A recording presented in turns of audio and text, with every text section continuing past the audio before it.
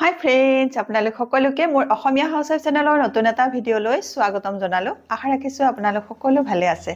আজি মই আপোনালোকলৈ লৈ আহিছোঁ গৰমৰ দিনত লগাবৰ বাবে খুব বঢ়িয়া এটা ফেচ পেক, যিটো ফেচ পেকে আপোনালোকৰ স্কিনৰ ক'লা দাগ স্পট দূৰ কৰাত সহায় কৰিব। ধুনীয়া, সুন্দৰ আৰু দাগ নথকা টাইট স্কিন এখন পাবলৈ আমাৰ সকলোৰে মন যায়, নহয় জানো? কিন্তু ধূলি, বালি, প্ৰদূষণ, সূৰ্যৰ প্ৰখৰ তাপ আৰু গৰমৰ বাবে আৰু লগতে আমি আমাৰ স্কিনখনৰ যত্ন নোলোৱাৰ বাবেও আমাৰ স্কিনখনত ক'লা দাগ, ডাৰ্ক স্পট, পিগমেণ্টেশ্যন এইবোৰ আৰম্ভ হ'বলৈ ধৰে। আৰু এই স্কিন সমস্যাবোৰ নহ'বৰ কাৰণে আমি আমাৰ স্কিনখনৰ যত্ন লৈ থাকিব লাগে। স্কিনখনত যদি ক'লা ডাৰ্ক স্পট থাকে, তেতিয়াহ'লে আমাৰ স্কিনৰ যিটো সৌন্দৰ্য সেইটো একেবাৰে নোহোৱা কৰি পেলায়। আজি মই আপোনালোকলৈ লৈ আহিছোঁ গৰমৰ দিনত লগাবৰ বাবে অমিতাৰ এটা খুব বঢ়িয়া ফেচ পেক, যিটো ফেচ পেকে আপোনালোকৰ স্কিনৰ পৰা ক'লা ডাৰ্ক স্পট দূৰ কৰিবলৈ সহায় কৰিব, ছানবাৰ্ণ দূৰ কৰিবলৈ সহায় কৰিব, আপোনালোকৰ স্কিনখনত গ্ল' আনিবলৈ সহায় কৰিব।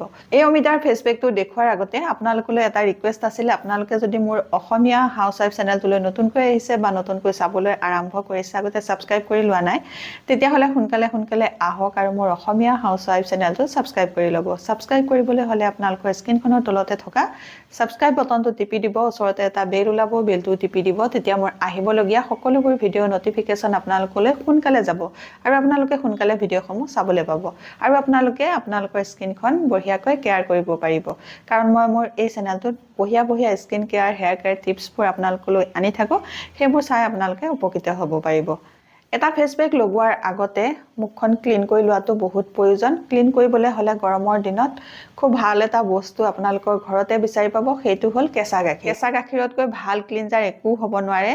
কেঁচা গাখীৰে যদি আপোনালোকে স্কিনখন ক্লিন কৰে, তেতিয়াহ'লে স্কিনখনত থকা ক'লা ডাৰ্ক স্পট দূৰ হ'ব, স্কিনখনৰ ছানবাৰ্ণ দূৰ হ'ব, স্কিনখন খুব ভালকৈ ডিপ ক্লিন হ'ব। গতিকে আপোনালোকে স্কিনখন ক্লিন কৰিবলৈ হ'লে কেঁচা গাখীৰ ব্যৱহাৰ কৰিব। গৰমৰ দিনততো কেঁচা গাখীৰ স্কিনত ব্যৱহাৰ কৰাটো বহুত বেছিয়ে ভাল হয়। স্কিনখন যদি ৰ'দতে ক'লা পৰি গৈছে, গৰমত ক'লা পৰিছে, সেই ক'লা পৰা সোনকালে দূৰ হোৱাত সহায় হ'ব। প্ৰথমতে ফেচ পেকটো লগোৱাৰ আগত এতিয়া মই স্কিনখন ক্লিন কৰিম। তাৰ কাৰণে মই ল'ম 1 চামুচৰ পৰা 2 চামুচ কেঁচা গাখীৰ। এই কেঁচা গাখীৰতে মই এটুকুৰা কটন তিয়াই ল'ম আৰু আপোনালোকে কেঁচা গাখীৰত অকণমান গোলাপ জল মিক্স কৰি ল'ব পাৰে, নহ'লে সুদা কেঁচা গাখীৰেও মুখখন চাফা কৰিব পাৰে। এতিয়া মই কেঁচা গাখীৰে মুখখন প্ৰথমতে চাফা কৰি ল'ম, তাৰপিছত আপোনালোকক অমিতাৰ ফেচ পেকটো বনাই দেখুৱাম। এইদৰে আপোনালোকে এটুকুৰা কটন কেঁচা গাখীৰত তিয়াই লৈ মুখখন এনেকৈ 2 মিনিট মাছাজ কৰি স্কিনখন ক্লিন কৰি ল'ব। তাৰ পাছত ফেচ পেকটো লগাব। এনেকৈ ক্লিন কৰিলে স্কিনখন ডিপ ক্লিন হ'ব, স্কিনখনৰ ভিতৰৰ পৰা চাফা হ'ব আৰু তাৰ পাছত এটা ফেচ পেক লগাই দিলে সেই ফেচ পেকটোৰ পৰা আপোনালোকে খুব ভাল এটা ৰিজাল্ট পাব। এদিনত আপোনালোকে 2বাৰকৈ গাখীৰেৰে এনেকৈ স্কিনখন ক্লিন কৰিব পাৰে। এনেকৈ যদি আপোনালোকে কেঁচা গাখীৰে স্কিনখন ক্লিন কৰে, তেতিয়াহ'লে আপোনালোকৰ স্কিনত কোনো ছাইড ইফেক্ট নহ'ব।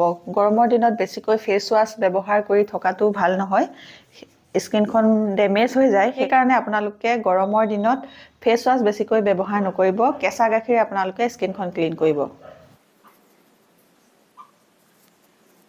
এতিয়া মোৰ 2 মিনিট মাছাজ কৰি স্কিনখন ক্লিন কৰা হৈ গ'ল। এতিয়া মই আনিছোঁ এখন তিতা টাৱেল।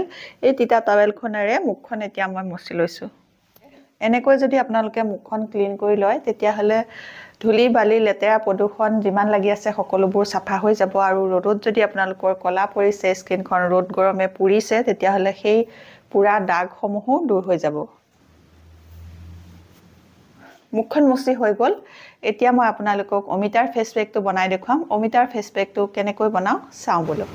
এই অমিতাৰ ফেচ পেকটো বনাবৰ কাৰণে মই এনেকৈ অমিতা এটুকুৰা কাটি ল'লোঁ, পকা অমিতা, আৰু পকা অমিতা ডোখৰ এতিয়া মই ভালকৈ ধুই লৈছোঁ। ধুই লোৱাৰ পাছত আনিছোঁ এখন পিহনা। এই পিহনাখনতে মই এতিয়া এই অমিতা ডোখৰ পিচি ল'ম। অমিতা ডোখৰ গুড়া কৰিবৰ কাৰণে আপোনালোকে মিক্সিও ব্যৱহাৰ কৰিব পাৰে, নহ'লে আপোনালোকে এনেকৈ পিহনাত পিচিও অমিতা ডোখৰ গুড়া কৰি ল'ব পাৰে। এতিয়া মোৰ অমিতা ডোখৰ পিচা হৈ গ'ল। এই অমিতা ডোখৰ এতিয়া মই হাতেৰে আৰু অকণমান ফেনেকি ল'ম, যাতে গোটা গুটি ৰখি নাযায়।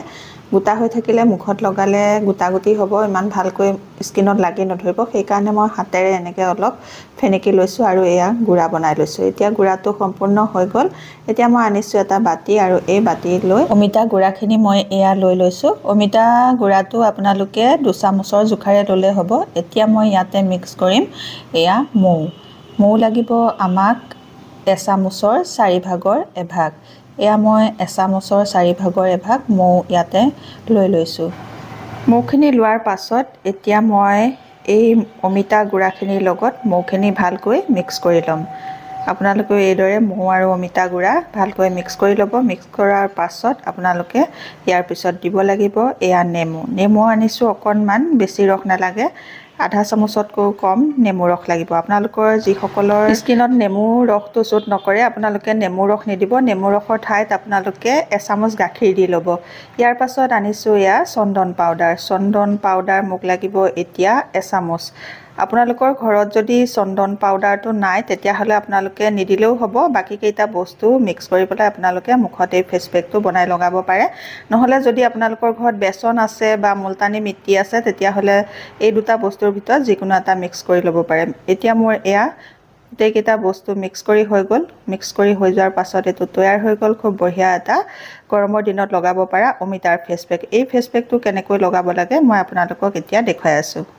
এতিয়া আপোনালোকে দেখা পালে মই অমিতাৰ ফেচ পেকটো কেনেধৰণে বনালোঁ। এই অমিতাৰ ফেচ পেকটো আপোনালোকে এতিয়া কেনেকৈ লগাব আৰু কিমান সময় লগাব লাগিব সেইটো দেখুৱাই আছোঁ। অমিতাৰ ফেচ পেকটো আপোনালোকে মুখত লগাব।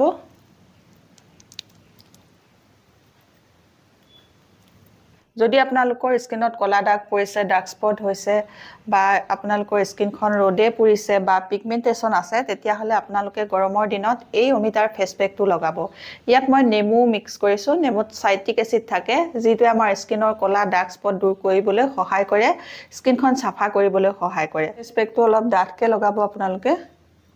এই ফেচ পেকটোত চন্দন পাউডাৰ মিক্স কৰা হৈছে। চন্দন পাউডাৰে আমাৰ স্কিনখন ঠাণ্ডা কৰিবলৈ সহায় কৰিব আৰু আমাৰ স্কিনখনৰ ক'লা ডাৰ্ক স্পট দূৰ কৰি স্কিনখন গ্ল' কৰিবলৈ সহায় কৰিব। আৰু এই ফেচ পেকটোত মই মিক্স কৰিছিলোঁ অকণমান মৌৱে আমাৰ স্কিনখনৰ উজ্জ্বলতা আনিবলৈ বহুত বেছিকৈ সহায় কৰে আৰু স্কিনৰ ডাৰ্ক স্পট, ক'লা দাগ এইবোৰ দূৰ কৰাতো সহায় কৰে। গতিকে ইয়াত মিক্স কৰা গোটেইকেইটা বস্তুৱে আমাৰ স্কিনখনৰ ক'লা দাগ দূৰ কৰিবলৈ সহায় কৰে, স্কিনখন চাফা কৰিবলৈ সহায় কৰে। গতিকে এই ফেচ পেকটো স্কিনৰ কাৰণে বহুত বেছিকৈ ভাল হয়। আপোনালোকে ঘৰতে থকা সামগ্ৰীৰে এই ফেচ পেকটো লগাব পাৰে। যদি আপোনালোকৰ ঘৰত এই চন্দন পাউডাৰ নাই তেতিয়াহ'লে আপোনালোকে চন্দন পাউডাৰ নিদিয়াকৈও বাকীকেইটা বস্তু দি পেলাই আপোনালোকে এই ফেচ পেকটো বনাই লগাব। যদি আপোনালোকৰ ঘৰত চন্দন পাউডাৰ আছে দিব, যদি নাই তেতিয়াহ'লে নিদিলেও হ'ব, একো প্ৰব্লেম নহয়।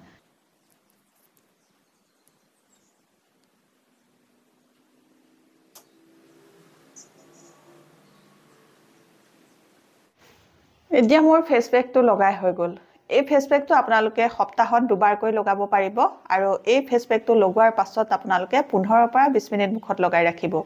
15ৰ পৰা 20 মিনিট মুখখনত লগাই ৰখোৱাৰ পাছত আপোনালোকে ঠাণ্ডা পানীৰে মুখখন ধুই দিব। ঠাণ্ডা পানীৰে মুখখন ধুই লোৱাৰ পাছত আপোনালোকে মুখত যিটো আপোনালোকে ঘৰত ময়শ্চাৰাইজাৰ লগাই বা ক্ৰীম লগাই সেইটো লগাব। তাৰ পাছত আপোনালোকে যদি ঘৰৰ বাহিৰলৈ ওলায় তেতিয়াহ'লে আপোনালোকে ছানস্ক্ৰীন নলগোৱাকৈ ঘৰৰ বাহিৰলৈ নোলাব। গৰমৰ দিনত ঘৰৰ বাহিৰলৈ ওলালেতো ছানস্ক্ৰীন লগাবই লাগে। পাৰিলে ঘৰৰ ভিতৰতো আপোনালোকে ছানস্ক্ৰীন লগাই থাকিব, কাৰণ বহুত গৰম তাপ হয়, তাপতো আমাৰ স্কিনখন ক'লা পৰি যায়। সেইকাৰণে ঘৰৰ ভিতৰত যদি আমি ছানস্ক্ৰীন লগাই থাকোঁ সেই ঘৰৰ ভিতৰত যিটো তাপ হয় সেই তাপটোৱে আমাৰ স্কিনখন পুৰিব নোৱাৰে। আজিৰ অমিতাৰ ফেচ পেকটো ইমানেই।